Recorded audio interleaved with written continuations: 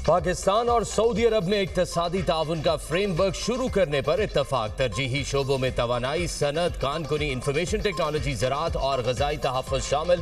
Framework के तहत इक्तिसादी, तजारती, सरमायाकारी और तरक्याती शोबों में कई स्ट्रैटेजिक और आला असरात के हामिल मनसूबों पर तबादला ख्याल किया जाएगा। वज़ीर आज़म शहबाज शरीफ और सऊदी वली अहद की मुलाकात का मुश्तरका एलामिया जारी। फ्रेमवर्क दोनों मुल्कों की क़यादत और बरादर अवाम की उमंगों की तर्जुमानी और बाहमी मफादात के हुसूल की तकमील की ख्वाहिश की अक्कासी करता है। बरादर मुल्कों के दरमियान ताउन को मजबूत बनाने, निजी शोबे के किरदार में इजाफे और तजारती तबादला बढ़ाने में मदद मिलेगी। दोनों रहनुमाओं ने Saudi Pakistani supreme coordination council के आइंदा इजलास के इनेकाद की उम्मीद भी जाहिर की। सऊदी अरब में फ्यूचर इन्वेस्टमेंट इनिशिएटिव की नवी कॉन्फ्रेंस का आगाज। वज़ीर आज़म भी शरीक। शहबाज शरीफ की दीगर आलमी सरबराहान से मुलाकातें भी शेड्यूल। वज़ीर आज़म का सऊदी अरब से बरादराना ताल्लुकात को मजीद मजबूत बनाने का इरादा। सोशल मीडिया पर पैगाम में कहा, अपने भाई सऊदी वली अहद शहजादा मोहम्मद बिन सलमान से मुलाकात एजाज की बात है। तजारत, सरमायाकारी, इक्तिसादी ताउन और शराकत दारी को मजीद वसअत देने पर भी तबादला ख्याल किया गया। सऊदी वली अहद की जाती दिलचस्पी और मुस्तकिल हिमायत पर दिल से शुक्रगुजार हूँ।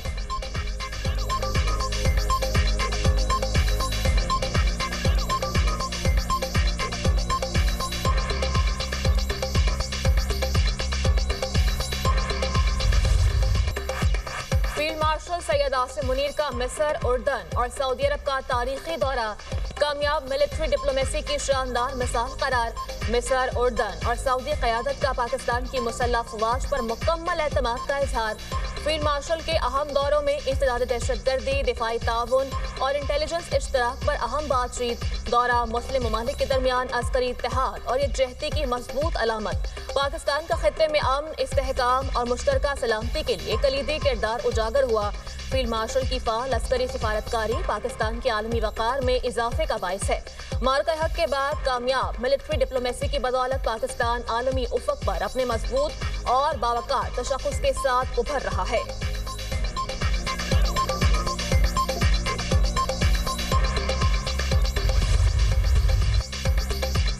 इस्तांबुल में पाकिस्तान और अफगान तालिबान के दरमियान मुज़ाकरात दोबारा शुरू। मुज़ाकरात का ये दौर मुसालहतकारों की दरख्वास्त पर दोबारा शुरू हुआ। अफगान तालिबान के गैर मंतकी मौक़िफ़ के बायस मुज़ाकरात के 3 अदवार तातुल का शिकार रहे। तीसरे रोज़ मुज़ाकरात 18 घंटे जारी रहे। ज़राए के मुताबिक काबुल से मिलने वाले गैर मंतकी और नाजायज़ मशवरे ही बातचीत के बेनतीजा रहने के जिम्मेदार हैं। मुज़ाकरात के दौरान अफगान तालिबान ने मुतअद्दिद बार पाकिस्तान के TTP, खवारिज और दहशतगर्दी के खिलाफ मुसद्दका और यकीनी कार्रवाई के मंतकी और जायज़ मुतालबे से इत्तफाक किया। मेज़बानों की मौजूदगी में भी अफगान वफ़द ने मरकजी मसले को तस्लीम किया। ताहम हर मरतबा काबुल से मिलने वाली हिदायत के बायस अफगान तालिबान के वफ़द का मौक़िफ़ बदल जाता है। पाकिस्तान और मेज़बान ममालिक इंतहाई मुदब्बिराना और संजीदा तरीके से पेचीदा मामलात को हल करना चाहते हैं। एक आखिरी कोशिश जारी है कि तालिबान की हट धर्मी के बावजूद किसी तरह मामले को मंतक और बातचीत से हल कर लिया जाए।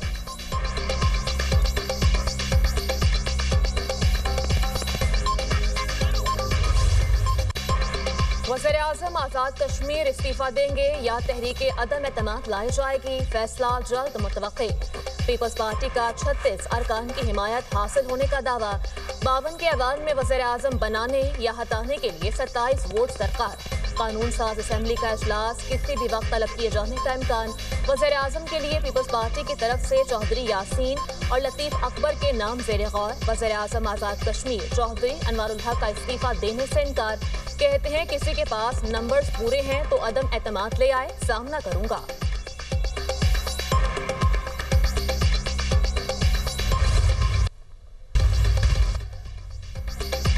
आज़ाद कश्मीर की बदलती सियासी सूरत हाल। मुस्लिम लीग नून की सियासी राब्ता कमेटी का अहम इजलास खत्म। वफाकी वजीर एहसन इकबाल का कहना है, मुस्लिम लीग हुकूमत साजी में शरीक नहीं होगी, मिलकर तहरीके अदम एतमाद को कामयाब करेंगे।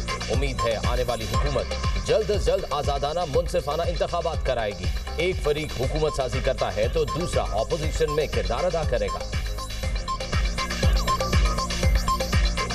पाकिस्तान मुस्लिम लीग नून तहरीक अदम एतमाद में शरीक होगी और इसके साथ साथ ये भी हमारा फ़ैसला है कि हम तहरीक अदम एतमाद की कामयाबी के बाद हुकूमत साजी में शरीक नहीं होंगे। हम हमेशा कश्मीर के अवाम के साथ खड़े रहेंगे और हमारा ये मुतालबा भी होगा कि जो नई हुकूमत आएगी वो जल्द अज जल्द आज़ादाना और मुनसिफाना इंतखाबात करवाएगी। अमेरिकी सदर डोनाल्ड ट्रंप का एक बार फिर पाक भारत जंग का तस्करा। कहा पाक भारत जंग में 7 तैयारे तबाह हुए। मैंने कहा जंग की तो कोई तजारत नहीं करेंगे। फील्ड मार्शल सैयद आसिम मुनीर और भारतीय वज़ीर-ए-आज़म से बात हुई। मैंने 8 माह में 8 जंगें रुकवाई। मलेशिया में भी 2 ममालिक के दरमियान जंग बंदी मुआहिदा करवाया। अमरीकी सदर का जापान में अमरीकी फौजी अड्डे का दौरा। जापान के लिए अमरीकी मिसाइल्स की पहली खेप की मंजूरी दे दी। फौजियों से खिताब में कहा अमरीका और जापान के ताल्लुकात इलाकाई अमन और सलामती के लिए अहम हैं। अमरीकी मिसाइल जापान के F-35 जंगी तैयारों में इस्तेमाल होंगे। हमारे इक़्तिदार में अमरीका एक बार फिर अजीम बन रहा है। अमरीकी सदर और जापानी वज़ीर-ए-आज़म ने नायाब और अहम मादनियात की फराहमी के मुआहदे पर दस्तखत कर दिए। जापान की पहली खातून वज़ीर-ए-आज़म भी ट्रंप की अमन काविशों की मोतरफ। सनाए ताकीची की जानिब से ट्रंप के लिए नोबेल इनाम की हिमायत का ऐलान मुतवक्के।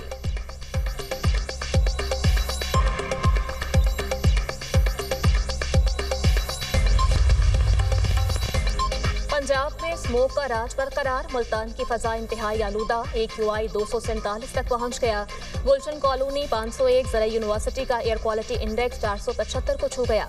लाहौर में air quality index 203 record. Raiwind road 262। Multan road का AQI 238 हो गया।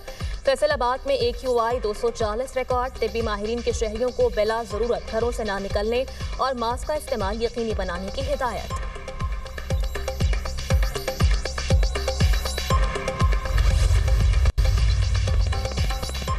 रवा माली साल पाकिस्तान की मुआशी शरह-ए-नमू 3% रहने का इम्कान। अगले साल मुआशी तरक्की बढ़कर 3.4% तक जाने की पेशगोई।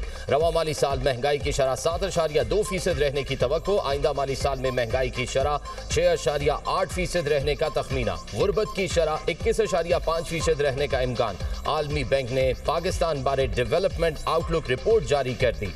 वर्ल्ड बैंक के मुताबिक मुआशी तरक्की की मौजूदा रफ्तार गुर्बत में कमी के लिए नाकाफी है। पाकिस्तान में सालाना 16 लाख नौजवान रोजगार के हुसूल के लिए मार्केट में आ रहे हैं। रोजगार के मौके पैदा करने के लिए बरामदात में इजाफा जरूरी करार। रेवेन्यू में इजाफा, सरमायाकारी और कारोबार के लिए साजगार माहौल का मुतालबा। एक्सचेंज रेट और सरकारी शोबे में इस्लाहात, बरामदात बढ़ाने पर जोर।